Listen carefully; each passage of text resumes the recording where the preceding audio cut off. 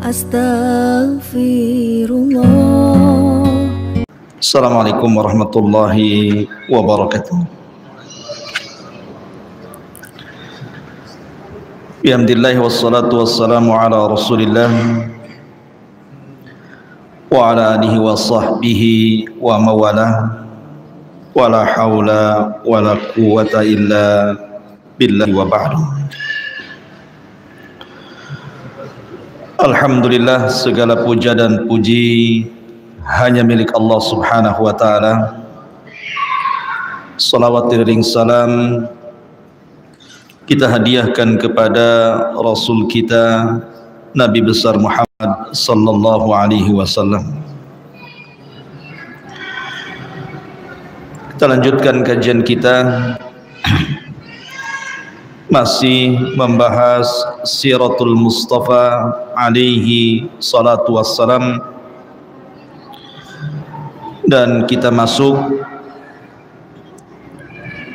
pada bab pertama tentang siapa Nabi kita Muhammad sallallahu alaihi wasallam, asalnya, tumbuhnya, kemudian kondisi beliau sebelum diangkat menjadi nabi, dan juga nasabnya. Artinya malam ini kita mulai masuk tentang nasab Nabi sallallahu alaihi wa ala alihi wasallam. Saya ulangi bahwa dengan mengenal sirah Nabi sallallahu alaihi wasallam ada 13 poin pentingnya seseorang itu mengenal sirah Nabi sallallahu alaihi wasallam. Pertama, dengan mengenal sirah Nabi sallallahu alaihi wasallam, maka kita akan mengetahui asbab nuzul Al-Quran dan asbab wurud hadis-hadis Nabi. Ini yang pertama. Dengan mengenal sejarah Rasul itu, mulai daripada nasabnya sampai kepada kehidupan beliau diangkat menjadi nabi dan seterusnya, maka dengan mengenal itu semua, langsung atau tidak langsung kita akan mengenal asbab nuzul, bagaimana dan sebab turunnya Al-Quran dan juga sebab datangnya hadis Nabi. Ini yang pertama. Yang kedua, sebagai bekal para duat antum yang berdakwah, baik mengajak kepada keluarga ataupun tetangga ataupun kawan, maka mengenal sejarah ini sebagai bekal sebenarnya untuk seorang dai bagaimana berdakwah. Karena nanti kita akan berbicara sejarah bagaimana dakwah Nabi.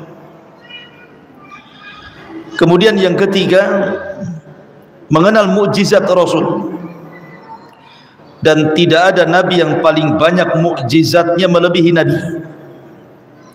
Sampai-sampai para ulama mengumpulkan sampai 1000 lebih mukjizat Nabi itu, melebihi nabi-nabi dan Rasul sebelumnya. Kemudian yang keempat, menanamkan kecintaan. Makin kenal Nabi, makin cinta kita. Kemudian yang kelima, kita akan dikenalkan tentang fiqhus siyasi namanya. Fikih siasat syar'iyah atau politik syar'i. Karena Islam juga mengatur perpolitikan. Nanti dalam sejarah yang kita akan kupas panjang lebar ini, kita akan mengenal bagaimana politik Rasul ketika sampai di kota Madinah, kemudian menciptakan sebuah daulah, sebuah negara Islam yang menyebarkan Islam dari Madinah sampai ke seantero dunia. Kemudian yang nomor 6, mengenal kemuliaan Nabi sallallahu alaihi wasallam dari seluruh makhluknya. kita akan kenal bahwa Nabi adalah manusia yang paling mulia dari seluruh makhluk yang Allah ciptakan di permukaan bumi. Kemudian yang nomor 7, sejarah Rasul ini sebagai penyeimbang kehidupan kita. Kita bisa mencontoh kehidupan sehari-hari kita dengan mencontoh kehidupan sehari-hari Rasul, sehingga hidup kita ini seimbang. Karena apapun permasalahan kita itu pernah dirasakan Nabi. Kalau Anda miskin, Nabi pun pernah miskin. Anda kaya, Nabi pernah kaya. Anda sakit, Nabi juga pernah sakit.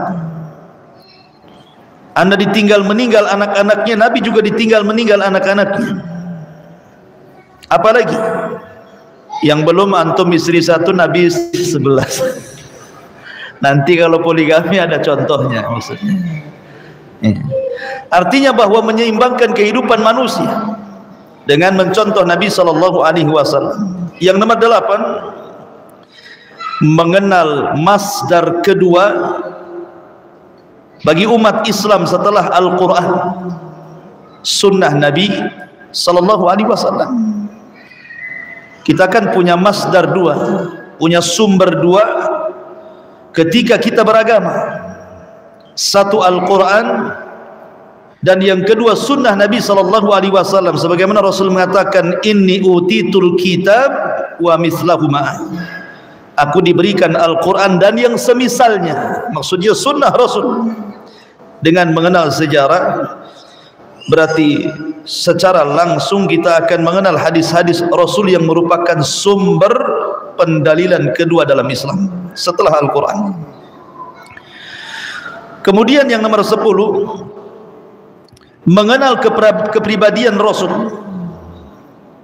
Mengenal kepribadian Rasul seperti apa, bagaimana muamalah dia dengan keluarga, bagaimana muamalah dia dengan anak-anak, bagaimana muamalah dia dengan orang tua, bagaimana muamalah dia dengan tetangga, dan begitu seterusnya. Kemudian yang nomor 11, nomor 10, mengenal khairun nasi fil alam, manusia terbaik yang pernah hidup di alam semesta. Dan ini diakui, bukan hanya orang Islam, orang kafir pun mengakui.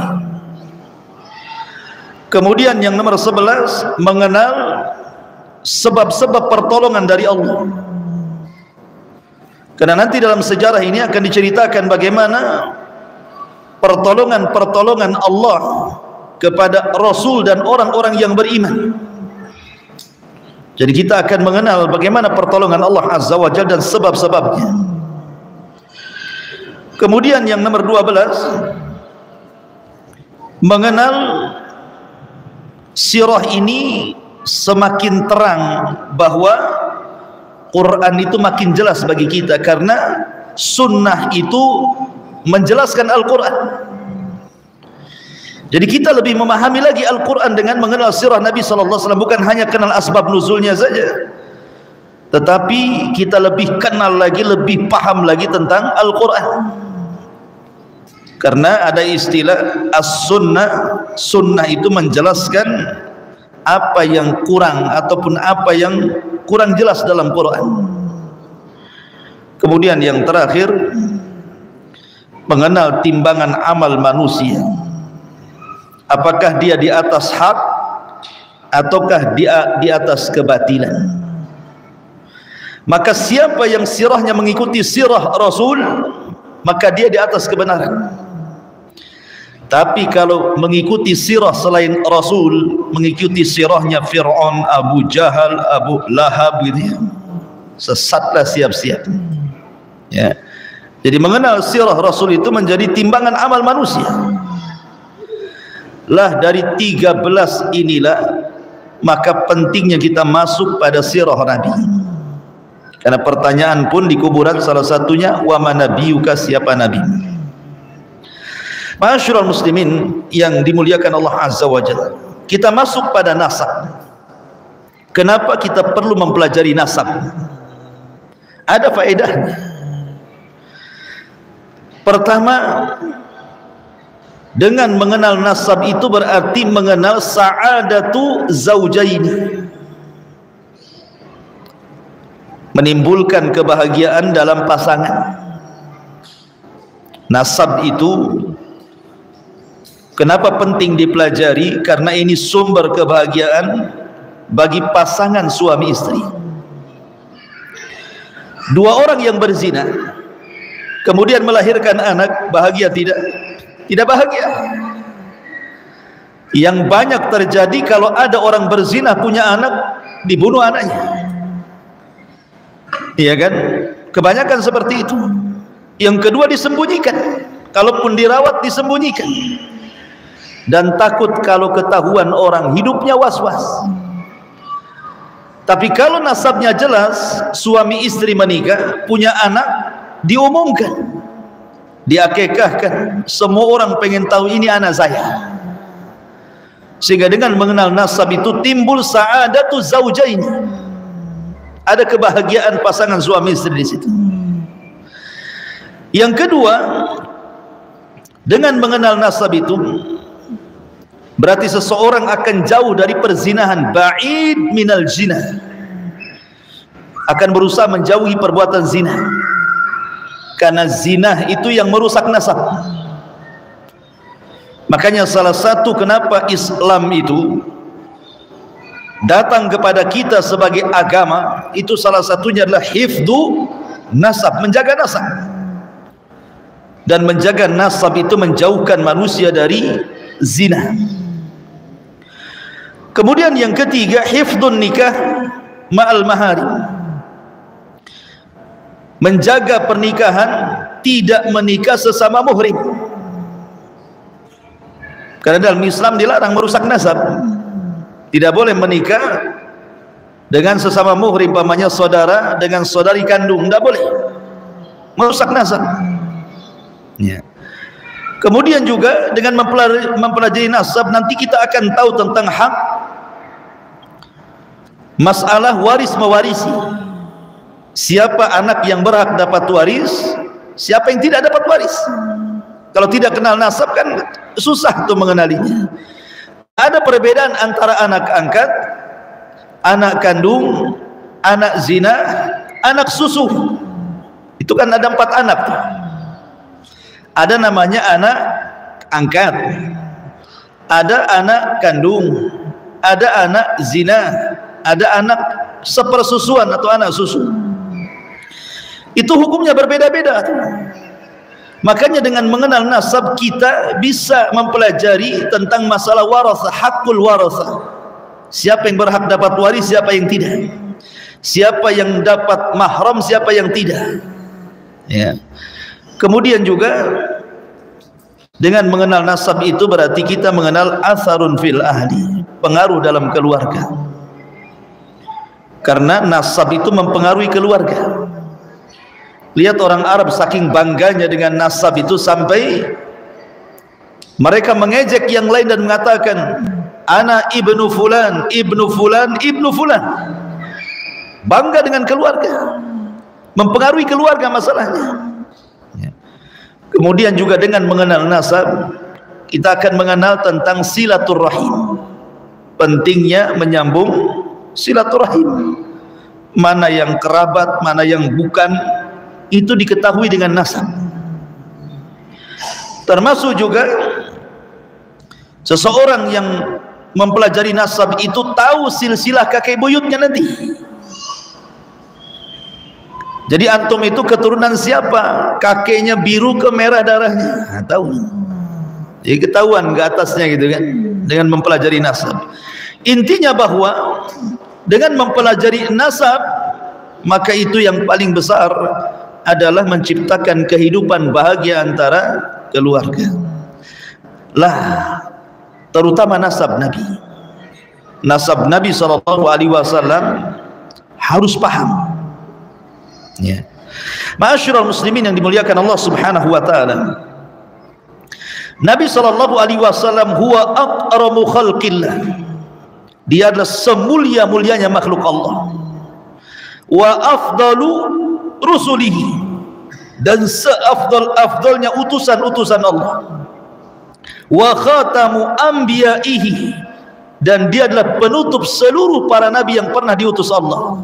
Muhammadun ibni Abdillah ibni Abdul Muttalib ibni Hashim ibni Abdul Manaf ibni Qusay ibni Kilab ibni Murrah ibni Ka'bin ibni Lu'ay ibni Ghalib ibn Fihrin ibn Malik ibn Nadhar ibni Kinanah ibni Khuzaimah ibni Mudrikah ibni Ilyas ibn Mudhar ibn Nizar ibn Ma'ad ibn Adnan.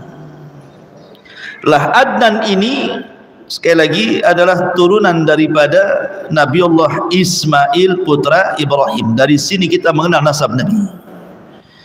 Nasab Nabi sampai kepada Ismail. Dan sudah saya beri mukaddimah dulu.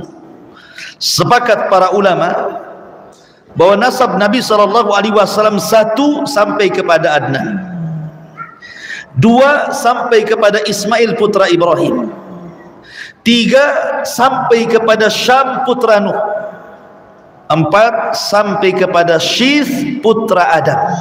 Ini sepakat, tidak ada khilaf. Artinya nasab Nabi SAW nasab yang luar biasa. Nasab sampai kepada Abul Anbiya wal Mursalin, bapaknya para nabi dan rasul. Ma'asyiral muslimin, adapun keluarga beliau dikenal dengan keluarga Hashimiyah. Rasul itu dikenal dengan Hashimi. Kenapa? Nisbat kepada kakeknya yang kedua namanya Hashim. Abdul Manaf punya anak namanya Hashim, Hashim punya anak namanya Al-Muttalib, kemudian Hashim punya anak namanya Syaibah, kemudian Syaibah yang disebut dengan Abdul Muttalib, kemudian Syaibah punya anak namanya Abdullah. Dari Abdullah ini punya anak Rasul kita Muhammad SAW. Makanya dia dari keluarga Hashimi, nisbat kepada kakeknya Hashim. Ma'asyiral muslimin yang dimuliakan Allah Subhanahu wa taala. Ceritanya begini. Jadi Hashim ini beliau putra Abdul Manaf, dan dikisahkan Hashim ini suatu ketika menikah dengan seorang wanita dari Madinah, dari Yathrib, namanya Salma bintu Amrin. Salma bintu Amrin. Lah Allah takdirkan ketika Hashim ini melakukan perniagaan ke Syam, meninggal dia. Sementara istrinya Salma bintu Amrin ini, dia orang Najjar. Orang Najjar itu orang Madinah, orang Yathrib, sedang hamil dan punya anak, rambutnya putih.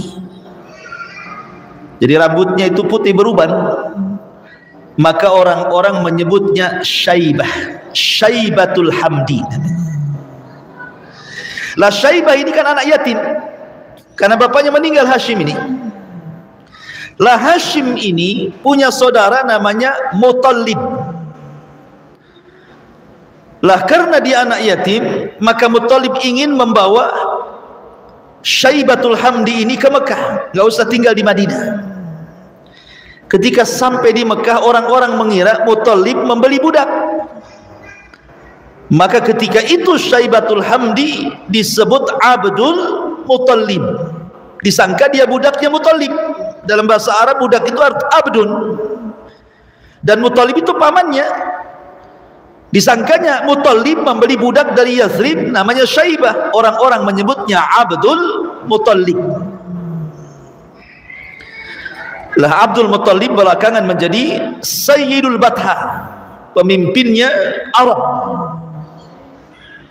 Lah dari Abdul Muttalib ini lahir 10 anak laki-laki. Salah satunya adalah Abdullah. Lah dari turunan Abdullah dengan Aminah ini lahir Nabi kita Muhammad sallallahu alaihi wasallam. Dan Abdul Muttalib ini kakek Rasul bukan orang biasa. karena dia yang menemukan Zam-Zam. Jadi air Zam-Zam itu dulu dikuasai oleh kabilahnya istrinya Ismail alaihi salatu wassalam, namanya Jurhum. Jadi Jurhum ini menetap di Mekah. Kemudian Ismail menikah dengan salah satu wanita Jurhum, istri percerai, kemudian nikah lagi dengan istri kedua, salah satu putri dari pembesar Jurhum. Kemudian Ismail meninggal. Kemudian akhirnya lambat laun suku Jurhum ini kemudian perang, kemudian kalah oleh Khuza'ah. Jurhum kalah oleh Khuza'ah. Lah, untuk mematikan ekonomi Jurhum, karena Jurhum itu ekonominya dari Zam-Zam, maka dikuburlah Zam-Zam ini oleh kabilah Khuza'ah supaya mati ekonominya. Sejak itu Zam-Zam tidak bisa ditemukan di mana kuburannya itu, kan dipendam tuh. Lah, ketika di zaman Abdul Muttalib ini bermimpi. Dalam mimpinya diarahkan ke titik sumur Zam-Zam. Akhirnya kemudian dia pun ketika sadar dari mimpinya, dia berusaha untuk mengikuti alur mimpinya. Rupanya ketika digali, betul-betul keluar air Zam-Zam, air yang penuh berkah. Lah, dari situlah kemudian Abdul Muttalib menguasai sumur Zam-Zam. Tapi setelah Abdul Muttalib meninggal dunia, maka sumur Zam-Zam diserahkan pengkafilannya kepada keluarga Abbas ibn Abdul Muttalib. Sejak itu keluarga Abbas sampai hari ini, detik ini, yang menguasai sumur Zam-Zam, keluarga Abbas ibn Abdul Muttalib. Ya. Dari sini menunjukkan bahwa kita kenal siapa Abdul Muttalib, bukan orang biasa. Masalahnya ketika Abdul Muttalib menemukan Zam-Zam ini, kan memang waktu itu air beda dengan di kita ya, air melimpah-limpah. Di sana kan sulit air itu, sehingga antar kabilah itu mereka meminta bagiannya. Akhirnya kemudian, karena ketika itu kan Nabi belum lahir, kemudian di antara orang cerdas mereka, orang berakal mereka, diarahkan untuk menemui seorang dukun yang jauh di sana, harus melewati beberapa kabilah dan padang pasir, biar dia memutuskan siapa yang berhak menguasai Zam-Zam ini. Maka berangkatlah Abdul Muttalib dan tetua-tetua kabilah ini menemui dukun itu. Tapi di tengah jalan, karena saking jauhnya jarak, ini tetua-tetua kabilah ini pada mati karena kehausan di tengah padang pasir. Akhirnya yang tersisa ini ingin pulang lagi, tapi hampir semua kehausan. Rupanya Abdul Muttalib menggali tanah di tengah padang pasir, keluar air. Akhirnya orang-orang itu diselamatkan oleh Abdul Muttalib. Dari situ sepakat bahwa air Zam-Zam itu dipegang oleh Abdul Muttalib dan tidak jadi ke dukun. Ya. Sepakat mereka, Abdul Muttalib pemegang air Zam-Zam. Lah, cuman Abdul Muttalib ini kan ada kekhawatiran kalau seandainya dia meninggal dunia, kemudian air Zam-Zam tidak ada lagi yang merawatnya, akan terjadi perang antar kabilah.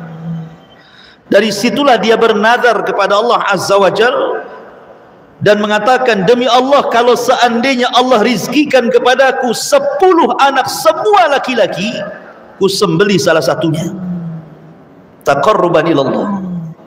Dan nazarnya dikabulkan. Allah takdirkan Abdul Muttalib punya anak 10. Makanya paman-paman Rasul itu banyak sebenarnya, karena Abdul Muttalib anaknya laki-laki semua 10 orang. Ketika sudah dewasa, Abdul Muttalib lupa dengan nazarnya. Maka diingatkan bahwa engkau kalau punya anak 10, katanya mau disembelih salah satunya, baru teringat dia. Akhirnya kemudian diundilah dari 10 anak laki-laki, rupanya jatuh ke Abdullah, bahwa dia yang harus disembelih.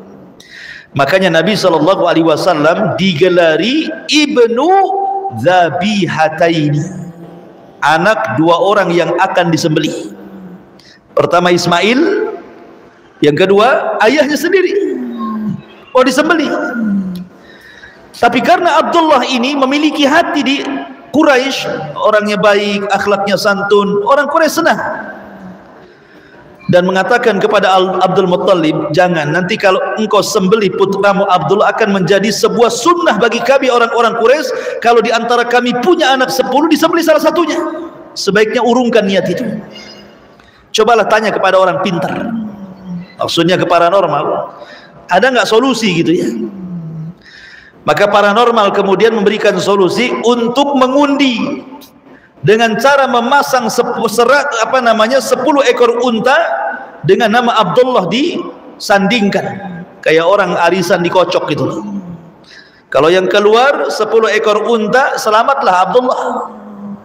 Kalau yang keluar Abdullah, selamatlah 10 ekor unta. Maka kocokan pertama, Abdullah yang keluar, pasang lagi 10 ekor unta, dikocok lagi, Abdullah lagi yang keluar, pasang lagi 10 ekor unta. Bayangkan sudah 30 ekor tuh. Sampai ketika Abdul Muttalib memasang 100 ekor unta, di angka 100 inilah dikocok keluar unta. Sejak itulah angka 100 menjadi diat sebuah pembunuhan. Kalau seseorang tidak mau dikisos karena di antara keluarga mungkin ada yang tidak setuju, maka kisos bisa beralih kepada diat, membayar 100 ekor unta. Oh gitu ya. Besar 100 ekor unta, kabilah bisa bankrupt, ikhwan.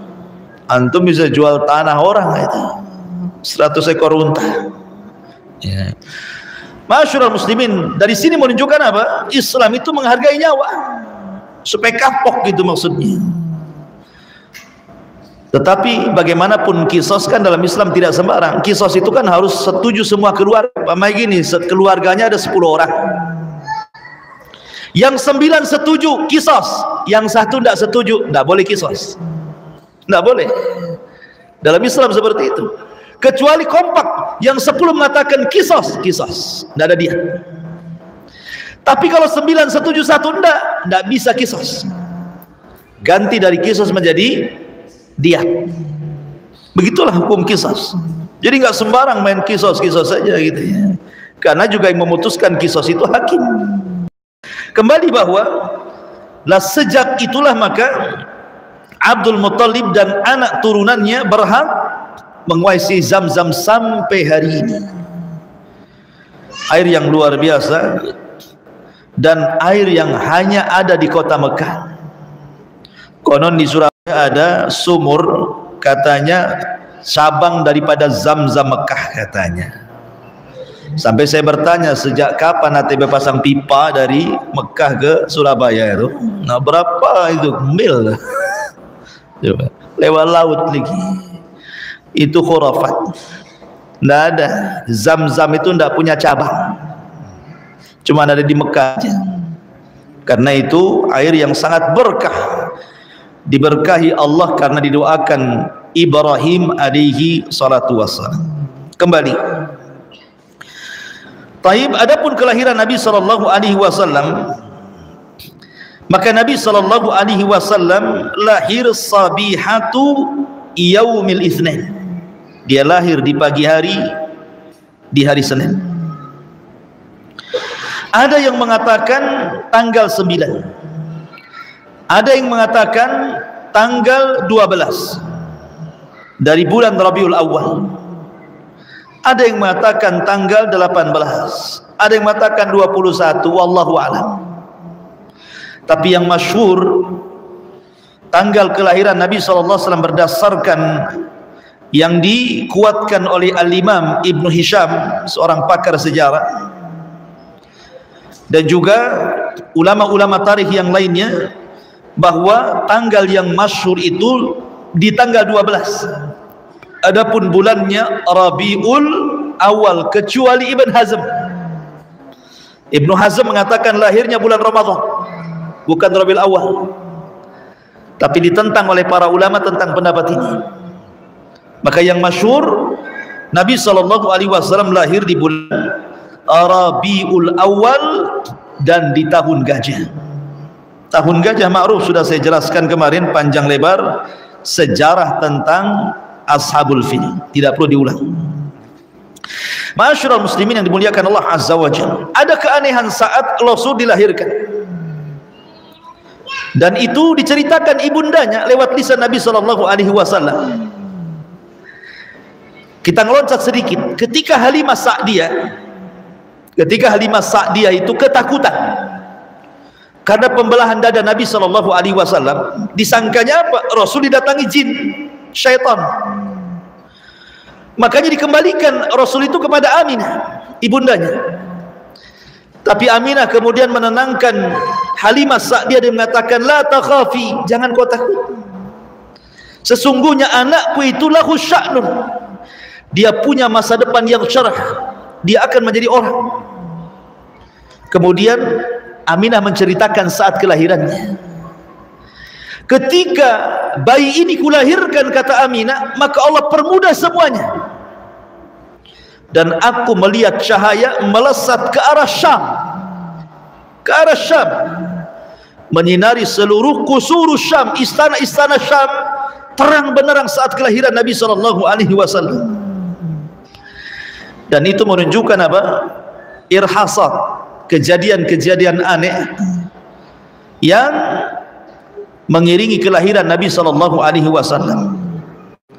Bahkan di saat itu pula orang-orang Yahudi Madinah heboh. Orang-orang Madinah Yahudi heboh kenapa? Sebagaimana dijelaskan oleh perkataan Zaid ibn Thabit radhiyallahu an. Ketika itu dia masih kecil, dia mendengar dari habrul Yahud, seorang Yahudi bercerita, jadi saat kelahiran Nabi sallallahu alaihi wasallam itu tiba-tiba Madinah terang, bintang di Madinah itu terang. Rupanya orang-orang Yahudi paham bahwa malam itu telah muncul bintang Ahmad, dan itu tidak diketahui kecuali orang-orang Yahudi. Makanya orang-orang Yahudi bertanya, mengumpulkan Bani Quraidah, Bani Kunaiqa, Bani Nadhir, kabilah-kabilah Yahudi Madinah. Kemudian habrul Yahud mengatakan, apakah di antara kalian ada bayi yang dilahirkan? Maka serempak orang-orang Yahudi mengatakan tidak ada. Ketika kemudian orang-orang Yahudi mendengar bahwa di malam itu ada bayi yang lahir keturunan pembesar Arab Abdul Muthalib dari ibunda Aminah, menangislah orang-orang Yahudi. Kemudian mengatakan, zahabat nubuwatu Bani Israel, telah hilang kenabian dari Bani Israel dan berpindah kepada orang Arab. Telah hilang kenabian Bani Israel, sudah tidak ada lagi. Kenapa? Karena mereka meyakini bahwa Nabi yang akan lahir ini sebagai penutup para Nabi, sudah tidak ada Nabi lagi. Makanya mereka mengatakan zahabat nubuwatu Bani Israel, telah hilang kenabian Bani Israel, karena mereka paham la nabiyya ba'dah, tidak ada Nabi setelahnya. Maka mereka merasa kecewa. Kenapa kemudian kenabian itu diambil orang Arab dan tidak diambil oleh mereka? Ya, karena mereka suka membatalkan perjanjian-perjanjian dan durhaka kepada Allah Azza wa Jalla dan utusan yang dilakukan oleh kakek buyut mereka yang menjadi sebuah sunnah bagi mereka. Makanya kemudian kemuliaan mereka dicabut, kemudian diberikan kepada bangsa Arab. Ma'asyiral muslimin yang dimuliakan Allah Subhanahu wa taala. Walaupun ada cerita yang mengatakan saat kelahirannya 14 balkon tiang Kisra roboh katanya. Kemudian juga api Majusi yang disembah ratusan tahun tidak pernah padam, saat lahirnya Rasul tiba-tiba padam gitu ya. Ada cerita-cerita yang masyhur seperti itu. Tapi secara riwayat memang ada kritikan para ulama. Taib, kita masuk pada ar-radha'ah. Nabi sallallahu alaihi wasallam pertama kali disusui tentu oleh ibundanya Aminah, kemudian oleh budaknya Abu Lahab namanya Suwaibah. Bahkan saking bahagianya Abu Lahab saat kelahiran Nabi sallallahu alaihi wasallam itu, senangnya luar biasa Abu Lahab itu, sampai-sampai dia memerdekakan budaknya Suwaibah karena Rasul mau menetek kepada dia. Dimerdekakan Suwaibah itu. Baru kemudian Nabi SAW disusui oleh siapa? Halimah As-Sa'diyah. Berarti ada 3 wanita, ibundanya Aminah, kemudian Suwaibah, kemudian Halimah Sa'diyah. Itulah wanita-wanita yang berjasa dalam menyusui Nabi SAW. Ada kisah tentang masalah Halimah Sa'diyah ini. Jadi tradisi bangsa Arab, ikhwan, tradisi bangsa Arab, mereka suka menitipkan anak-anak bayi mereka di pedesaan. Ingat, Nabi itu lahir di kota, dia orang kota. Tetapi orang-orang kota di zaman itu, di kota Mekah, karena kondisi kota itu dikhawatirkan banyak penyakit, banyak wabah, kemudian bahasanya rusak, akhlaknya rusak, sosialnya rusak, dan begitu seterusnya. Maka untuk kemudian anak-anak mereka tumbuh baik, baik secara kesehatan, secara bahasa, secara akhlak, biasanya mereka mengirim anak-anak mereka diletakkan di desa dan membayar orang desa. Itu tradisi di sana, bukan tradisi di sini. Begitu tradisi di sana. Lah ketika di musim kelahiran bayi, karena sering saya katakan, biasanya kalau orang lahiran itu musiman biasanya. Habis ini lahir, tetangga sebelah lahir. Habis ini lahir, dengar lagi lahir sana. Sama dengan orang mati. Ya kan, orang mati itu kan itu. Baru saja innalillahi wa inna ilaihi raji'un, sudah innalillahi lagi. Sorenya innalillahi lagi. Hati-hati kalau tetangga itu ada yang meninggal tuh. Biasanya ngantri tuh. Ya kan, lah orang lahir itu kan begitu juga. Kalau orang lahir, lahir semua. Ketika orang mati, mati semua. Jadi saat musim lahir itu, kawin juga ada musimnya, musim kawin kan? Ya. Kalau sudah bulan haji itu banyak orang musim kawin. Saya masih dulu berdakwah di desa itu, kalau pulang ceramah musim kawin, pulang bawa pisang, nenteng singkong. Ya kan? Pokoknya dapat berkah ya. Kalau sudah bulan haji itu. Ma'asyiral muslimin yang dimuliakan Allah Azza wa Jalla. Jadi kebiasaan orang-orang desa itu, mereka mencari maisha untuk menawarkan jasa mereka, terutama wanita-wanita yang punya bayi. Karena kalau tidak punya bayi kan nggak keluar air susunya. Jadi wanita-wanita yang punya bayi sekalian nyusui anaknya, maka dia ambil anak susuan dari kota. Nanti tinggal dibayar berapa.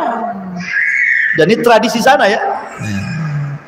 Lah akhirnya kemudian banyaklah orang-orang dari Bani Sa'di ini menuju Mekah mencari bayi-bayi.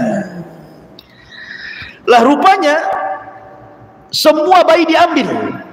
Karena rata-rata bayi-bayi yang diambil itu, yang seumuran dengan Nabi SAW itu anak orang mampu. Mereka tidak takut kalau tidak dibayar, pasti dibayar gitu ya. Tetapi sekali ditawari bayi Rasul, semua ibu susu itu menolak, nggak mau yang ngambil. Masya Allah, kasihan ya. Ditawari sama Aminah nggak mau, ditawari nggak mau. Akhirnya banyak ibu-ibu yang menyusui itu menolak bayi Nabi SAW. Alasannya, satu, dia anak yatim, dua, dia keluarga fakir dan miskin. Jadi apa yang diharapkan? Udah yatim, miskin, capek-capek sajalah saya menyusui dia, nggak dapat apa-apa, nggak dapat upah apa-apa kan begitu. Akhirnya rupanya ada seorang ibu-ibu yang telat datang. Ibu ini miskin, tidak kaya, namanya Halimah Sa'diyah. Halimah Sa'diyah, suaminya namanya Abdullah ibn Haris. Jadi Halimah Sa'diyah ini dia telat datang, itu pun membawa atan. Atan itu unta yang sangat kurus kering sehingga lambat jalannya. Jadi dia baru sampai di Mekah, orang-orang sudah pulang bawa bayi gitu ceritanya. Karena lambat datangnya, orang sudah bawa bayi pulang, ini baru datang ke kota Mekah. Yang kedua, dia membawa bayi kecil, sementara air susunya itu kurang lancar, sehingga menjadi bahan pertimbangan untuk anaknya saja tidak kenyang, macam mana menyusui bayi orang. Tetapi ketika kemudian sudah mencari bayi, sudah tidak ada semuanya, akhirnya kemudian ada satu bayi yatim dari keluarga miskin, daripada pulang tidak bawa tentengan, maka suaminya mengatakan kepada Halimah, wahai istriku, sudahlah, tidak apa-apa, bawa saja, boleh jadi bayi ini membawa berkah. Dan betul, ketika di malam itu air susunya yang tidak lancar, anaknya pun sudah sakit, dia pun lama tidak istirahat karena berjalan dari kampung sampai ke Mekah. Ketika dia mengambil bayi Nabi SAW, tiba-tiba kemudian air susunya lancar, anaknya kenyang, kemudian dia pun merasa tenang, dan malam itu satu keluarga bisa tidur nyenyak sampai pagi. Itu berkah pertama. Kemudian berkah kedua, ditunggangi atan, unta kurus kering yang lambat jalan. Ketika Nabi SAW di atas unta atan itu, rupanya unta kurus kering itu cepat jalannya dan tidak merasa kelelahan, bahkan bisa menyalip kawan-kawan yang sudah duluan pulang 2 hari 3 hari sebelumnya, sudah kesalip kayak bas tuh nyalip begitu. Rupanya dia yang datang pertama kali ke Bani Sa'diyah, dia yang terakhir datang ke Mekah, dia pula yang awal pulang ke Bani Sa'diyah. Itu berkah yang kedua, untanya jadi kuat gitu ya. Berkah yang ketiga, tiba-tiba kemudian sesampainya Rasul di Bani Sa'diyah terjadi hujan. Yang sebelumnya Bani Sa'diyah mengalami paceklik hebat luar biasa, sampai kemudian banyak kelaparan, hewan pun sudah mulai kelaparan gitu ya. Tiba-tiba hujan deras, kemudian Bani Sa'diyah menjadi hijau. Yang enak, yang anehnya adalah kambing-kambing Halimah Sa'diyah semua menggemuk dan air susunya banyak, karena orang Arab biasa minum air susu kambing ya. Dan setiap kambing orang kalau kemudian diletakkan bersama kambing Halimah, pulang tuh jadi gemuk tuh. Makanya mereka kemudian meminta terkadang kepada Halimah, wahai Halimah, titiplah kambing saya di kambing-kambing kamu, entah seminggu ke sebulan gitu ya. Jadi banyak kambing-kambing orang dititipkan supaya digabungkan dengan kambing Halimah Sa'diyah, jadi gemuk semuanya. Lihat bagaimana keberkahan Nabi SAW. Dari situ Halimah Sa'diyah baru teringat ucapan suaminya, benar, boleh jadi membawa berkah ya, karena ini bukan bayi biasa, ini bayi sayyidul awwalin wal akhirin, sayyidul anbiya'i wal mursalin. Berapa lama Nabi SAW tinggal di Bani Sa'diyah? Ketika Nabi SAW tinggal selama 2 tahun, karena kan menyusui bayi itu 2 tahun, dan itulah susuan habis itu di sapi. Kadang ini sudah 2 tahun tidak mau disapi-sapi, di sapi udah 2 tahun ya. Jadi ketika sudah 2 tahun mau dipulangkan ke rumah Aminah itu, tapi Aminah meminta agar dibawa lagi saja, takut dengan kesehatan Nabi karena masih usianya 2 tahun, suruh bawa balik lagi. Oh, senanglah Halimah itu karena tahu berkahnya Rasul, dibawa lagi ke Bani Sa'diyah, sehingga kemudian usia Nabi SAW tinggal di Bani Sa'diyah itu usia sampai ke 6 tahun. Jadi 2 tahun dipulangkan, kemudian diambil lagi, tambah lagi 4 tahun. Masalahnya di usia 6 tahun itulah terjadi tragedi pembelahan dada. Terjadi pembelahan dada ketika Rasulullah SAW bermain dengan saudara sepersusuannya, putra Halimah Sa'diyah itu. Tiba-tiba datang 2 malaikat menangkap Rasul, membaringkan Rasul, membelah dada Rasul, mengambil jantung Rasul, memasukkan ke bejana emas, mencuci dengan air Zam-Zam, kemudian dimasukkan lagi, dijahit lagi, dan disaksikan oleh anak Halimah Sa'diyah itu. Ketika disaksikan pulang, bercerita pula anak 6 tahun sama ibunya itu. Ya polos lah kan, takutlah ibunya, ini anak orang kalau mati gimana pula kan itu ya. Sejak itulah dia ketakutan, disangkanya itu setan, disangkanya itu jin. Makanya di usia 6 tahun itulah dikembalikan kepada ibunda tercinta Aminah bintu Wahb. Nah, sejak itulah maka sampai di sini kehidupan Rasul bersama Halimah Sa'diyah. Bagaimana setelah di pangkuan ibundanya? Kisahnya masih panjang. Insyaallah kita lanjut di lain kesempatan. Ya wallahu alam. Insyaallah mungkin mulai hari Senin, ini Minggu berarti besok ya, pagi ya, pagi Senin, Selasa, Rabu, Kamis. Saya kalau pagi kebetulan kosong, pagi Senin, Selasa, Rabu, Kamis, 4 hari. Kita akan ada kajian di sini selepas subuh setiap hari dari Senin ke Kamis ya, karena Jumat, Sabtu, Minggu di Batu Haji paginya. Itu saja. Subhanallah bihamdika, asyhadu an la ilaha illa anta astaghfiruka wa atubu ilaik. Allah ta'ala. Assalamualaikum warahmatullahi wabarakatuh.